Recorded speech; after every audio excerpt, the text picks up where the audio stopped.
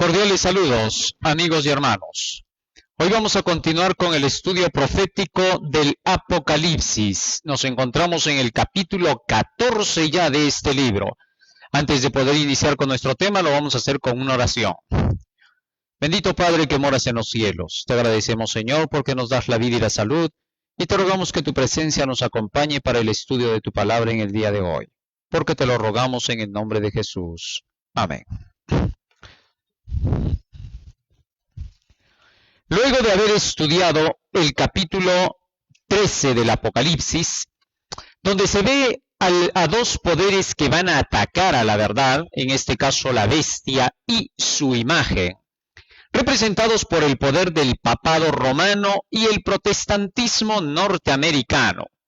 Y luego también de haber estudiado el capítulo 12, en el cual vemos al dragón atacando al pueblo del Señor, es decir, al remanente que tiene los mandamientos de Dios y el testimonio de Jesucristo. Encontramos que estos tres ahora forman una sola alianza, un solo bloque. Y cuando los tres forman esta alianza y bloque, lo hacen con el propósito de enfrentar al pueblo del Señor y hacer que la obra de Dios no sea terminada. A decir verdad, a quien se enfrentan es al mismo Dios, pero lo hacen esta vez a través de sus discípulos, a través de sus seguidores, que son quienes están llevando la luz de la verdad al mundo, para que el mundo no caiga en el error y en el engaño de estos tres poderes. Ahora, teniendo eso en cuenta, el capítulo 14 nos va a introducir a la proclamación del mensaje que se va a dar para contrarrestar a estos tres poderes que se van a levantar sobre la tierra. No olvidemos que seguimos dentro del cumplimiento del sexto sello y dentro del cumplimiento de la sexta trompeta y dentro del cumplimiento de la séptima iglesia. Durante ese periodo en que se estén dando estos hechos, es que se da esta última proclamación del Evangelio. Y esto debía de ser cumplido solamente después de 1844. Desde ese momento en adelante, el día que se terminara de proclamar el mensaje final de Dios, entonces llegaría el final de todas las cosas. Pero para eso tendrían que cumplirse estas profecías, donde la bestia y su imagen hacían su alianza ecuménica. Entonces, aparece aquí en el capítulo 14, desde el versículo 1 hasta el 5, un grupo selecto, del cual ya hemos hablado un poco en el capítulo 7 de Daniel, que eran los 144,000. De ellos se dice: después miré, ya que el Cordero estaba en pie en el monte de Sión, y con él 144,000 que tenían el nombre de él y el de su padre escrito en la frente. También habíamos descubierto que el nombre de Dios está escrito en su ley. Su nombre es su carácter. ¿Por qué? Porque cuando a Moisés Dios le dijo que le iba a mostrar su nombre y que iba a proclamar su nombre Jehová, Jehová, en Éxodo capítulo 33, versículos 18, 19 y 20, y en Éxodo capítulo 34, versículos 5 hasta el 7, allí se ve que el nombre de Dios es todo su bien. Yo pasaré todo mi bien delante de ti, le dijo a Moisés, y proclamaré el nombre de Jehová. Todo el bien de Dios en Romanos 7:12 nos dice que es la ley de Dios, los mandamientos de Dios. Por eso en el momento que Dios pasó delante de Moisés en Éxodo capítulo 34, versículo 28 y 29, dice que Dios le entregó los 10 mandamientos, cuando nuevamente tuvo que escribirlos porque Moisés había roto las primeras tablas. Ahora bien, teniendo eso en cuenta, la ley de Dios viene a ser el nombre de Dios, donde está su gloria, porque ahí es donde está inscrita la gloria de Dios, ya que Moisés le dijo a Dios: muéstrame tu gloria, en Éxodo 33, 18, y Dios le mostró precisamente su ley. Ahora, en 1 de Samuel capítulo 4, versículo 21 y 22, se nos dice qué cosa es directamente esa gloria divina, como para poder estar en claro con relación a lo que acabamos de mencionar de los otros textos. Dice así: y llamó al niño Icabod, diciendo: traspasad es la gloria de Israel, por haber sido tomada el arca de Dios y por la muerte de su suegro y de su marido. Dijo pues, traspasada es la gloria de Israel, porque ha sido tomada el arca de Dios. Así que en el arca de Dios estaba la gloria de Dios, y en el arca del pacto nosotros encontrábamos las 2 tablas de la ley de los 10 mandamientos. Y por esa razón se conoce al arca del pacto como la gloria de Dios. Debido a eso es que se menciona acá, traspasada fue la gloria de Dios, porque se llevaron el arca del pacto. Sin duda entonces el arca del pacto era la representación de la gloria de Dios, porque ahí estaba su ley. Pero también se le llama la representación de la gloria de Dios. Más, el nombre del Padre hasta ahí está escrito a través de su ley. ¿Y el nombre del Hijo cómo está escrito? Vamos a ver. Segundo de Corintios nos menciona también en qué más vemos la gloria de Dios. Capítulo 4, versículo 6, dice: porque Dios que mandó que de las tinieblas resplandeciese la luz, es el que resplandeció en nuestros corazones para iluminación del conocimiento de la gloria de Dios en la faz de Jesucristo. La gloria de Dios también se ve en la faz de Jesucristo. ¿Pero cómo así?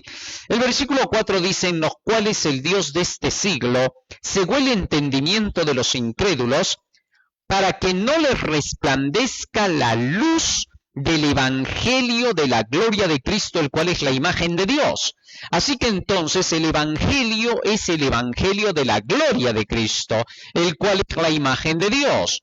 Entonces el Evangelio también es conocido como la gloria de Dios.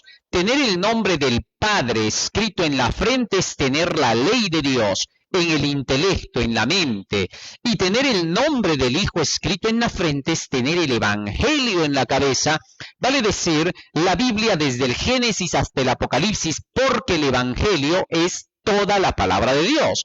Así lo declara Efesios capítulo 1, versículo 13.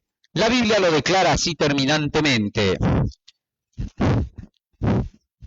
Dice: él también vosotros, habiendo oído la palabra de verdad, el evangelio de vuestra salvación, y habiendo creído en él, fuisteis sellados con el Espíritu Santo de la promesa.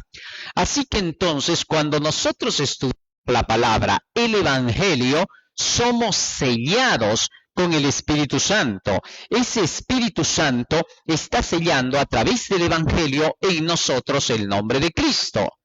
Y por otra parte, en Isaías 8:16 dice: ate el testimonio, sella la ley entre mis discípulos. O sea, en la mente de los 144,000 está la ley y está el evangelio. Por eso, de ese grupito de los 144,000 se declara que son el pueblo de Dios que guarda los mandamientos de Dios y el testimonio y la fe de Jesús. Es decir, los mandamientos de Dios, la ley de los 10 preceptos, la fe de Jesús, el evangelio de Jesucristo, desde el Génesis hasta el Apocalipsis. Y aquellos a quienes se les proclama ese mensaje de los 3 ángeles, son gente que al recibir el mensaje de los 3 ángeles, también está recibiendo el nombre del Padre y del Hijo en su frente, el sello divino. ¿Correcto? Así que el sellamiento de Dios empezará por guardar el sábado y terminará por cumplir toda la ley y el evangelio. ¡Qué interesante! Muy bien, ahora regresamos a Apocalipsis 14. Teniendo eso en cuenta, quiere decir que los 144,000 son aquellos que reciben primero el mensaje de los 3 ángeles. Y estos, al recibirlo de parte de Dios, lo proclaman al mundo. Porque después de que se vea el grupo de los 144,000 en Apocalipsis capítulo 7, versículo 3 y 4, también se menciona en el versículo 9 a un segundo grupo que es una grande multitud que será rescatada por estos 144,000, ya que en Isaías capítulo 66, versículo 19 y 20, se nos dice que aquellos que hayan sido sellados saldrán a proclamar el evangelio para traer a todos sus hermanos de todo el mundo, publicando la gloria de Dios en todas las naciones. Cuando Apocalipsis 18:1 se cumpla con ese ángel que ilumina toda la tierra con la gloria de Dios. Muy bien, si estoy dando aquí nada más textos y no los estoy leyendo, es 1 por causa del tiempo, pero 2 porque ya estos textos los leí cuando expliqué Apocalipsis capítulo 7. ¿correcto? Así que entonces, hasta aquí está claro que los 144,000 son ese grupo especial. Sigue diciendo el versículo 2. Y oí una voz del cielo, como estruendo de muchas aguas, y como sonido de un gran trueno. Y la voz que oí era como de arpistas que tocaban sus arpas. Versículo 3. Y cantaban un cántico nuevo delante del trono, y delante de los 4 seres vivientes, y de los ancianos, y nadie podía aprender el cántico, sino aquellos 144,000, que fueron reunidos de entre los de la tierra. El espíritu de profecía en el conflicto de los siglos nos dice que fueron redimidos de entre los vivos de la tierra. ¿Por qué dice eso? Bueno, porque en Apocalipsis 7 ya habíamos estudiado que este es el último grupo que queda para el fin de la historia, puesto que de ellos se dice que pasarán por las 7 postreras plagas, por el tiempo de la tribulación, porque el sol no caerá más sobre ellos ni ningún otro calor. Muy bien, por esa razón entonces se refiere a gente que va a estar viva para los últimos días. Pero sigue diciendo que aquellos tenían un cántico especial. En el capítulo 15, versículo 2, volvemos a encontrar a estos 144,000 de quienes se dice lo siguiente. También vi como un mar de vidrio mezclado con fuego, y a los que habían alcanzado la victoria sobre la bestia y su imagen. Quiere decir que son del último tiempo. Son los que alcanzan la victoria sobre la bestia y su imagen cuando se implante la ley dominical y su marca. Sigue diciendo más. Y el número de su nombre en pie sobre el mar de vidrio con las arpas de Dios. Y cantan el cántico de Moisés, siervo de Dios, es decir, la ley de Moisés, y el cántico del Cordero, vale decir el Evangelio, diciendo, grandes y maravillosas son tus obras, Señor Dios, Todopoderoso, justos y verdaderos son tus caminos, Rey de los santos. En la proclamación del mensaje de los 3 ángeles está esa ley y este Evangelio, porque al final del mensaje de los 3 ángeles, después de Apocalipsis 14:6 hasta el 11, encontramos que el versículo 12 del tercer ángel termina declarando que el conocer estos 3 mensajes ha dado como resultado a un pueblo que guarda los mandamientos de Dios y tiene la fe de Jesús. De ahí que entonces estos 144,000 se volvieron así y llegaron a cantar el cántico de Moisés y del Cordero debido a que estos habían proclamado el mensaje de los 3 ángeles. Es un cántico que solo ellos pueden conocer.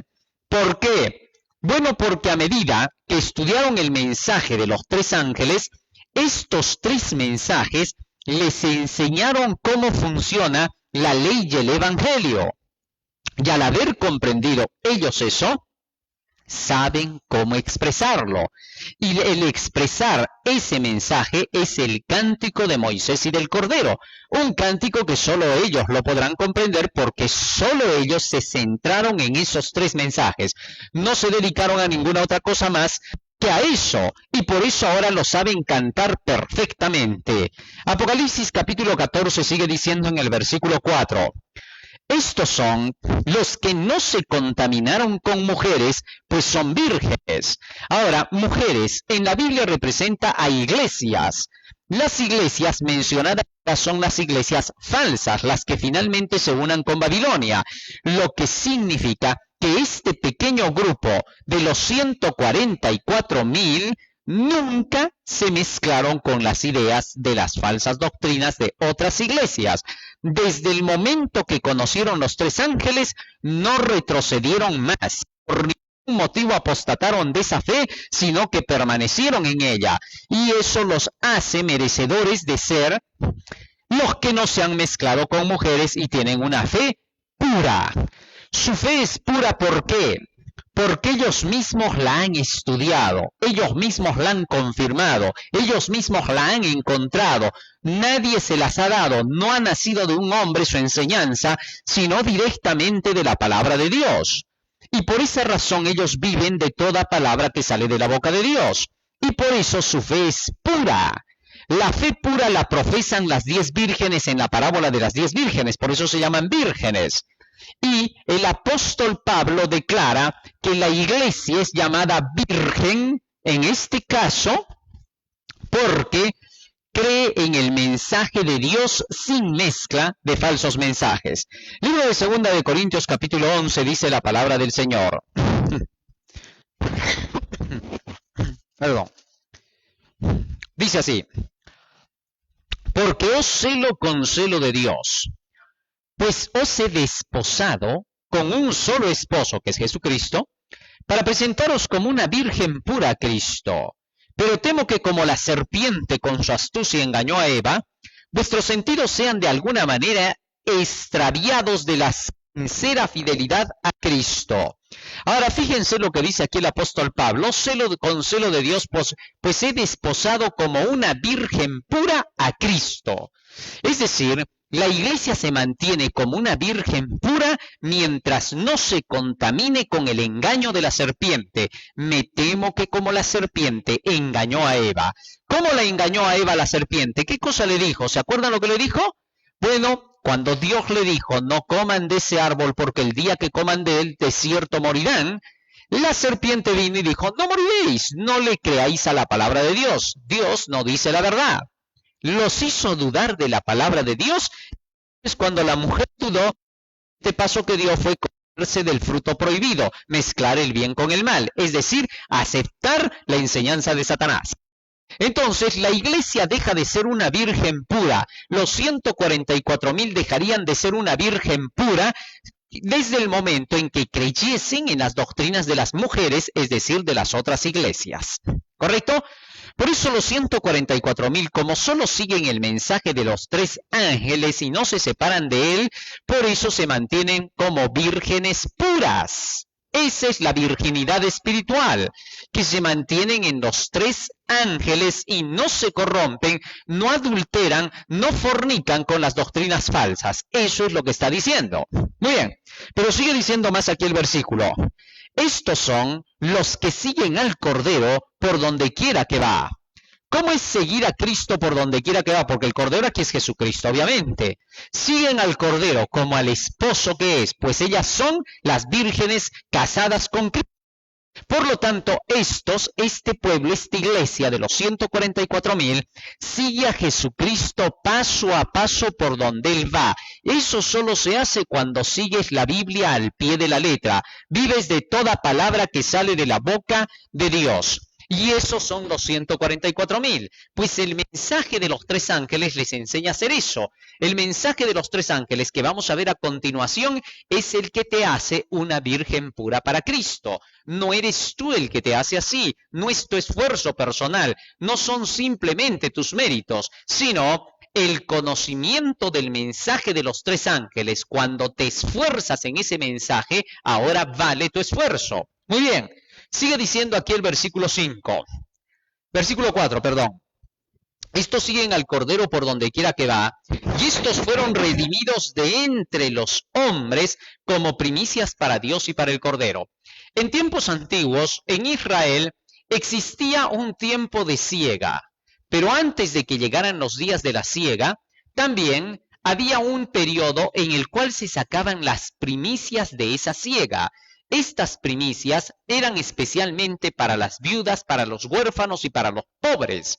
Así también de la siega final del pueblo del Señor, cuando se dé el último llamado divino, debe antes un grupo de primicias que son los 144,000, un grupo pequeño dentro de la iglesia que serán las primicias especialmente para los pobres, las viudas y los huérfanos, espiritualmente hablando. Es decir, estos 144,000 se encargan de llevar el mensaje para todos aquellos que en el mundo son llamados los pobres de espíritu, los que no conocen el Evangelio.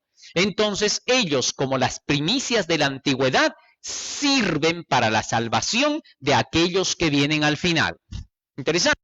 Por eso los 144,000 son los que le llevan el mensaje a esa grande multitud de los que se salvarán de todo el mundo. Sin duda.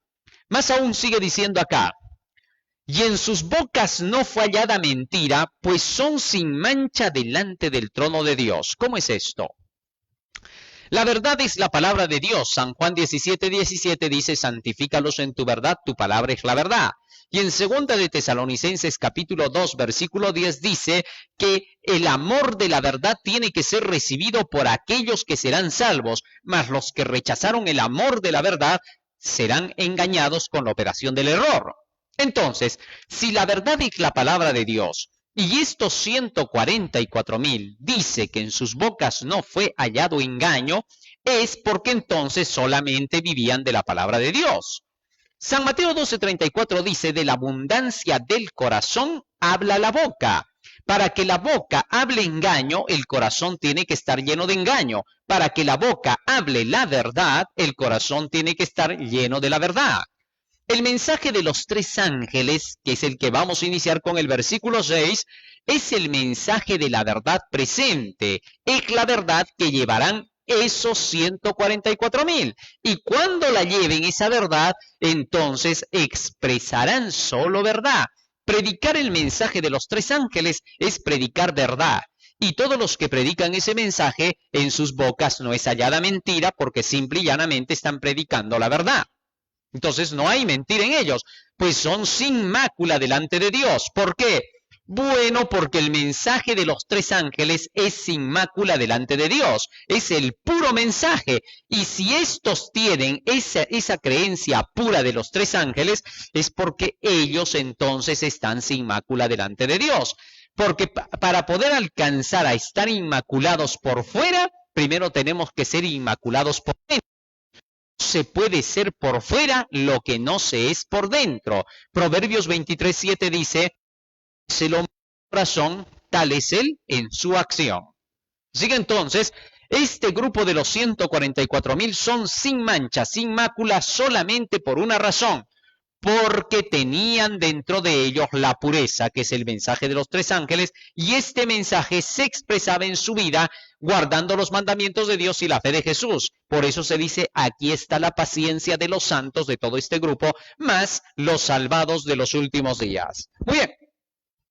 El versículo 6 sigue diciendo, vi volar por en medio del cielo a otro ángel que tenía el evangelio eterno, para predicarlo a los moradores de la tierra, a toda nación, tribu, lengua y pueblo. Ahora, este ángel que iba predicando por toda la tierra, a toda nación, tribu, lengua y pueblo, representa a esos 144,000 que son los que van a proclamar el último evangelio de los 3 ángeles al mundo entero. Toda la iglesia, el pueblo del Señor, está llamada a hacerlo. Pero los 144,000 serán las primicias que lo hagan, irán llevando este evangelio al mundo entero y con eso los demás irán despertando. En el grupo de la iglesia adventista solo habrán 2 tipos de personas, los 144,000 y los mártires que existirán para los últimos días. Y de la gran multitud, todos aquellos que vayan aceptando el evangelio habrán 2 grupos, los mártires después de la ley dominical y los que quedarán hasta el final junto con los 144,000. El hecho es que cuando Cristo venga habrán 144,000 y millones de toda la tierra que habrán aceptado este último evangelio de salvación. Muy bien. Ahora, dice aquí que este ángel que representa a estos mensajeros de Dios, hombres y mujeres que estarán llevando el último evangelio, santificados por esa verdad del mensaje de los 3 ángeles, irán comunicando esta verdad a toda nación, tribu, lengua y pueblo. Y a esta verdad del mensaje de los 3 ángeles se le llama el evangelio eterno. ¿Por qué? Bueno, porque este es el complemento de aquello que Jesús comenzó con los discípulos. Este mensaje dice, en el conflicto de los siglos es declarado parte del Evangelio. ¿Por qué se le dice parte? Porque la primera parte fue proclamada en los tiempos apostólicos. No se te olvide, por favor. Cuando Jesús comenzó a predicar junto con sus discípulos, ellos predicaron la primera parte del Evangelio de las 7 solemnidades que tenía entonces Israel. La primera solemnidad era la Pascua, que representaba la muerte de Cristo. La segunda, las primicias, que representaban a su resurrección. La tercera, los panes sin levadura, que representaba la predicación pura del Evangelio sin mezcla de las tradiciones judías. Y la cuarta era el Pentecostés, que representaba el derramamiento del Espíritu Santo. Esas 4 verdades eran la verdad presente del tiempo apostólico: muerte, resurrección, predicación del evangelio puro y el derramamiento del Espíritu Santo. Ese evangelio se predicó desde el año 31 después de Cristo hasta 1844 después de Cristo. De allí en adelante había que proclamar la segunda parte de este evangelio. Por eso se le llama a los tres ángeles parte de este evangelio. ¿Y qué cosa había que predicar? La fiesta de las trompetas, que es el mensaje de los tres ángeles, la fiesta de las expiaciones, que es la hora del juicio, y la fiesta de las cabañas, que es la proclamación de la segunda venida de Jesús. Esto entonces era el evangelio que debían estos 144,000 al mundo para cerrar el ciclo del evangelio, la historia de este mundo, y que se cumpla lo que Cristo dijo: será predicado este evangelio a todo el mundo y entonces vendrá el final. Muy bien. Sigue diciendo el versículo 7. ¿De qué se trataba este mensaje? Dice: diciendo a gran voz, es decir, publicándolo por todos los medios posibles, con voz potentes a gran voz. Diciendo a gran voz: temed a Dios y dadle gloria, porque la hora de su juicio ha llegado, y adorad a aquel que hizo el cielo, la tierra, el mar y las fuentes de las aguas. El temor a Dios, ¿en qué se manifiesta? En el libro de Deuteronomio, capítulo 6, versículo 2, nos dice que el temor a Dios es guardar sus mandamientos. ¿Correcto? Por tanto, cuando dice temer a Dios, está diciéndole al mundo: guarden los mandamientos de Dios. Témanle a Dios así, teman a sus advertencias, reverencien a sus advertencias, no se aparten de sus advertencias, porque éstas se cumplirán. El verdadero temor de los hijos de Dios hacia los juicios finales que caerán se manifiesta en la obediencia a los mandamientos de Dios, porque ese es el verdadero temor. Proverbios 16:6 dice: con el temor de Jehová se apartan del mal los hombres. Y en Proverbios 2:1 al 5 dice: hijo mío, si guardares mis palabras dentro de ti. Y en el versículo 5 dice: entonces entenderás el temor de Jehová. Tal es así que entonces todas las advertencias de Dios, todas las enseñanzas, toda su palabra es el temor de Dios en nuestros corazones para poder estar listos para la hora del juicio. Cuando le temes así a Dios, te apartas del mal y estás listo para el juicio. Pero sigue diciendo también: dadle gloria. En el libro de San Juan, capítulo 15, versículo 8, Jesús dijo: en esto es glorificado mi Padre, en que llevéis mucho fruto y seáis así mis discípulos. Así que entonces damos gloria a Dios cuando llevamos los frutos del Espíritu Santo, que son los que representan al carácter de Jesucristo, puesto que en Gálatas 5, versículo 23 y 24, el apóstol Pablo nos dice: el fruto del Espíritu es amor, gozo, paz, paciencia, benignidad, bondad, fe, mansedumbre, templanza. Contra tales cosas no hay ley. De manera que entonces esos frutos, que son el fruto llamado amor, misericordia, gozo, todo eso será el resultado de que tengamos la ley en el corazón, porque dice: contra tales frutos no hay ley. O sea que la ley apoya esos frutos. Entonces los hijos de Dios se caracterizarán precisamente por esos frutos que saldrán gracias a que el Espíritu Santo estará en ellos. En San Juan 6:63 Jesús dijo claramente: las palabras que yo os he hablado son espíritu y son vida. Así que cuando las palabras del Espíritu dentro de ti, y ese Espíritu, esas palabras, se traducirán en amor, gozo, paz, paciencia, etc. Es decir, para que esas virtudes se vean en ti, primero tienen que estar dentro de ti, y solo están dentro de ti cuando la palabra está dentro de ti, y entonces de la abundancia del corazón habla la boca. Ahora, el temer a Dios y el darle gloria están relacionados, porque el temor a Dios es obedecer y el darle gloria es alcanzar el fruto perfecto. Una persona comienza a obedecer desde el primer momento que recibe la enseñanza. No tiene que esperar a decir poco a poco o más adelante. Inmediatamente que recibió la enseñanza, ya empieza a obedecer. Puede ser que todavía cometa errores mientras lo está haciendo. Va a tropezar, va a caer, pero se va a volver a levantar, hasta que finalmente va a derrotar a ese pecado. A eso se le llama darle fruto o darle gloria, ¿correcto? Tememos a Dios cuando obedecemos y damos gloria cuando manifestamos el fruto de esa obediencia. Así es como entonces se cumple temed a Dios y dadle gloria. Y cuando eso se cumple, entonces estamos listos porque la hora del juicio ha llegado. Continúa diciendo, la hora del juicio, desde 1844, ya hemos estudiado en el libro de Daniel, comenzó esta hora del juicio, donde cada uno de los casos de los hijos de Dios está siendo visto. Hay libros en el cielo en los cuales están registrados los nombres de aquellos que han entrado en esta hora del juicio. ¿Correcto? Existen 3 libros. Nos dice el libro de Apocalipsis capítulo 20, versículo 12, que existe un libro de la vida en el cielo, donde están anotados los nombres de aquellos que han entrado en el servicio de Jesús. San Lucas capítulo 10, versículo 20 dice que Jesús les dijo a sus discípulos que por haber entrado en su servicio, sus nombres estaban escritos en el libro de la vida. Tal es así entonces que nuestros nombres son escritos en el libro de la vida cuando nosotros aceptamos el Evangelio y empezamos a servir a Jesús haciendo su obra. Desde ese momento hemos entrado en plena hora del juicio. Y luego se menciona en Malaquías 3:16 un segundo libro que es el libro de las memorias del cielo.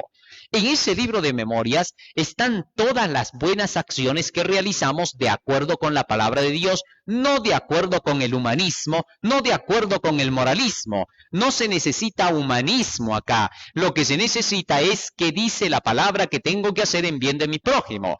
Las obras de fe, las obras de amor, las palabras hermosas, las palabras de aliento, las palabras de fe, toda acción buena está anotada e inmortalizada en ese libro. Pero también dice la Biblia en Isaías capítulo 65, versículo 7, 5 al 7, que existe un tercer libro donde están escritas las iniquidades de nuestros padres y de nosotros. Tal es así que entonces, ese libro donde están anotadas las iniquidades se conoce como el libro negro o el libro de la muerte en el cielo. Y por lo tanto, todos aquellos que tengan su nombre escrito en ese libro, que no hayan salido de ahí para pasar al libro de memorias, todos esos perecerán. Por tanto, debemos asegurarnos de que nuestro nombre no esté escrito en el libro de la muerte. ¿Cuándo se escribe? Por cada mala acción que realizamos. ¿Cuándo se quita de ahí? Cuando nosotros combatimos cada mala acción que está anotada en ese libro. ¿Con qué nos vamos a ayudar para lograrlo? A través del estudio de la palabra de Dios. A medida que vayamos haciendo eso, cada mala acción va siendo borrada del libro de la muerte hasta que finalmente quedan borradas todas nuestras malas acciones. Al hombre se le da la oportunidad de la gracia de la vida para que durante todo ese periodo tenga que llegar a alcanzar a sacar del libro de la muerte todas sus malas acciones por medio de la gracia de Cristo. Le pedimos el perdón de nuestro pecado a Cristo y luego aprendemos a obedecerle hasta que finalmente quedemos sacados de ese libro de la muerte. Muy bien. Pero al final este mensaje dice, y adorad al Creador. Y capítulo 66, versículo 23, dice, y toda carne vendrá a adorar de sábado en sábado, ha dicho Jehová. Los sábados son los días de la adoración a Dios. Todos los que guarden el sábado finalmente estarán adorando al Creador. Por eso, la importancia de conocer acerca de esa verdad del día sábado. Debemos aprender a guardar el día de reposo del Señor, cumpliendo con sus mandatos específicos de cómo se guarda ese día. La Biblia nos enseña que ese día tenemos que guardarlo de puesta a puesta del sol, según Levítico 23:32 y Nehemías capítulo 15, versículos 17 al 19. Por otra parte, se nos dice que el sábado tiene que ser un día en el cual no compremos ni vendamos, y que tampoco sea para cocinar en ese día en el caso de las mujeres, ni de los hombres para trabajar. Éxodo capítulo 16, versículo 22 y 23 lo declara así. Por otro lado, dice que también debemos de guardar este día descansando por completo nuestra mente y sirviendo al Señor haciendo su voluntad. Isaías capítulo 58, versículo 13. Tal es así que entonces adoramos a Dios cuando guardamos ese día, y al adorar a Dios recibimos el sello de adoración.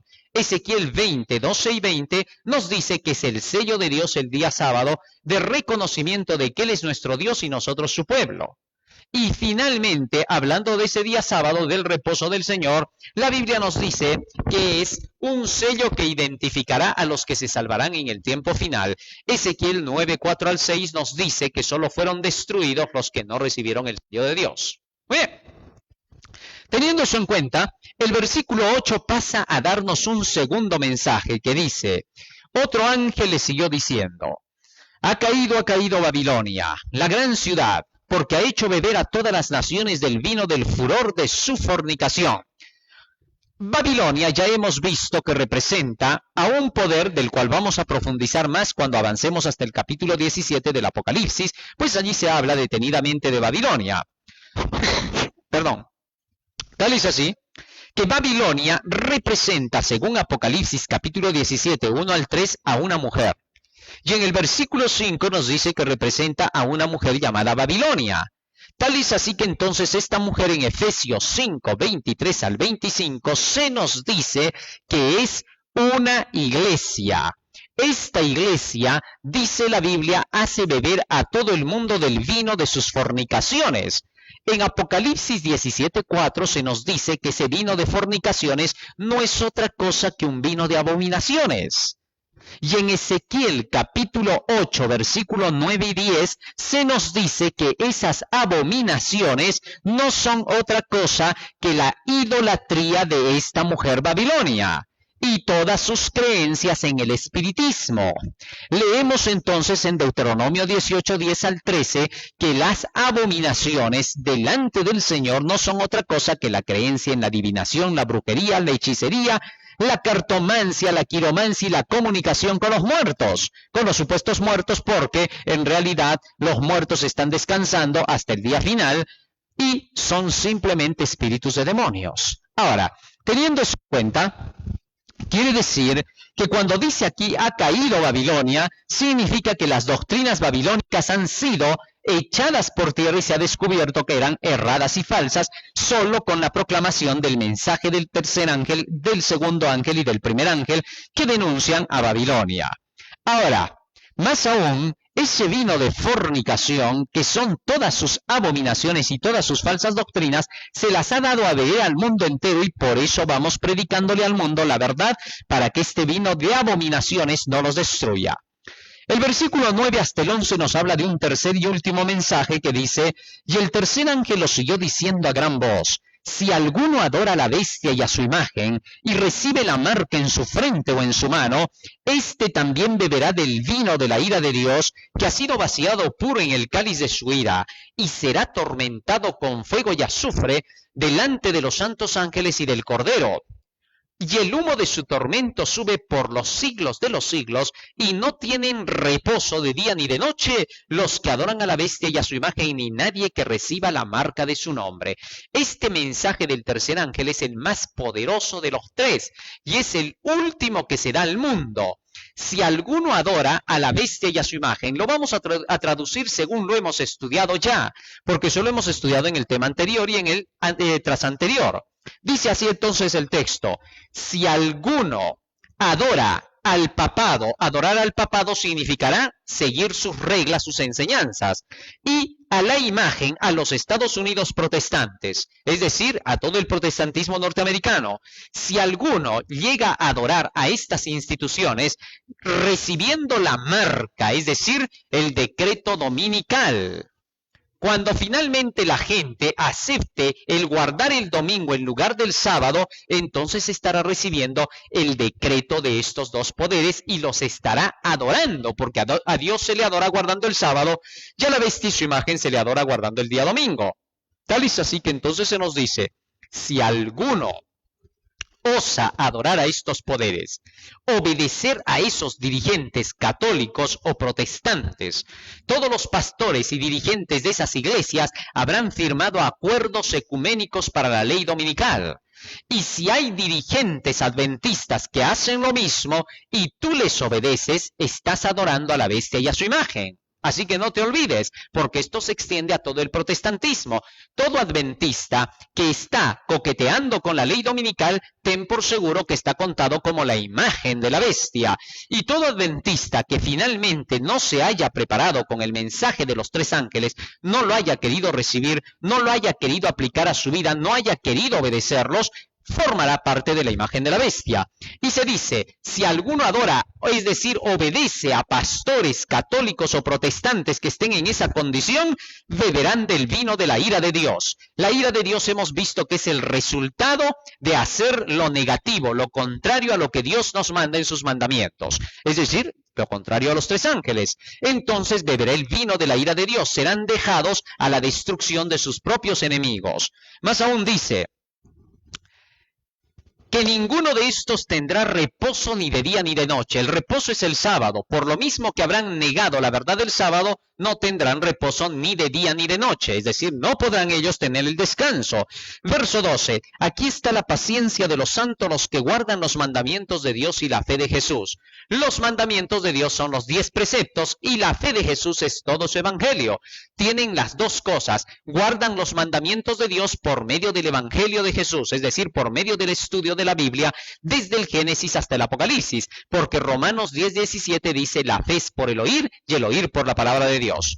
Muy bien, el versículo 13 sigue diciendo, oí una voz que desde el cielo me decía, escribe, bienaventurados de aquí en adelante los muertos que mueren en el Señor. Sí dice el Espíritu, descansarán de sus trabajos porque sus obras con ellos siguen. Todo aquel que haya escuchado el mensaje de los tres ángeles, que lo haya aceptado en su vida y que lo esté practicando, ya desde ese momento en que lo recibe, está anotado en el libro de la vida. Y si él pereciera físicamente, ya es inmortal, porque ya está asegurado para la salvación por haber recibido los tres ángeles y haberse puesto a obedecer. Puede ser que no haya obedecido todo porque haya sido sorprendido antes de eso por la muerte, pero ya el hecho de que haya empezado a seguir el mensaje de los tres ángeles significa que ya tiene la vida dentro y por lo tanto resucitará en el día postrero. Muy bien. Y en el versículo 14 se nos dice, miré ya aquí una nube blanca, y sobre la nube uno sentado semejante al Hijo del Hombre, que tenía en la cabeza una corona de oro y en la mano una hoz aguda. Lo que se presenta luego de eso es la segunda venida de Cristo. En nuestro próximo tema vamos a profundizar sobre este asunto después de que Cristo viene. Querido hermano, el mensaje de los tres ángeles entonces es la verdad para nuestros días que será proclamado al mundo. Es la hora de que tengamos que hacerlo. Vamos a hacer una oración para poder terminar. Bondadoso Dios que moras en los cielos, te agradecemos por habernos enseñado tu palabra en el día de hoy y te rogamos que nos ayudes a ponerla por obra, porque te lo suplicamos en el nombre de Jesús. Amén.